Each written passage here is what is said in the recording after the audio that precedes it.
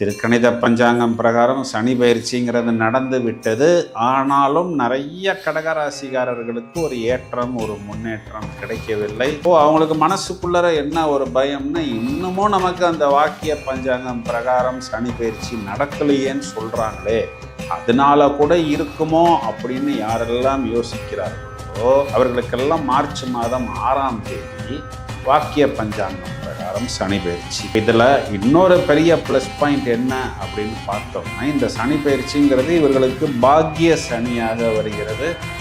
எந்த அளவுக்கு சாட்டர்ன் இவர்களை அட்டாக் செய்தது, எந்த அளவுக்கு இவர்களுக்கு பிரச்சனைகளை கொடுத்தது, எந்த அளவுக்கு இவர்கள் சுருங்கி போனார்கள், சுருண்டு போனார்கள், வெளியில சொல்ல முடியாத ஒரு கந்தரகோலத்துக்கு ஆளானார்கள் அப்படின்றது இன்னைக்கு கடகராசியில் நாளைக்கு பிறக்க போற ஒரு குழந்தைக்கு கூட தெரியும் அப்படின்னு நம்ம சொல்ல முடியும். ஏன்னா அந்த அளவுக்கு ஒரு ரோலர் கோஸ்ட், இந்த பார்பிக்யூன்லாம் சொல்றாங்க பாருங்க, அந்த அளவுக்கு இவர்கள் நரக வேதனையை அனுபவித்தார்கள்.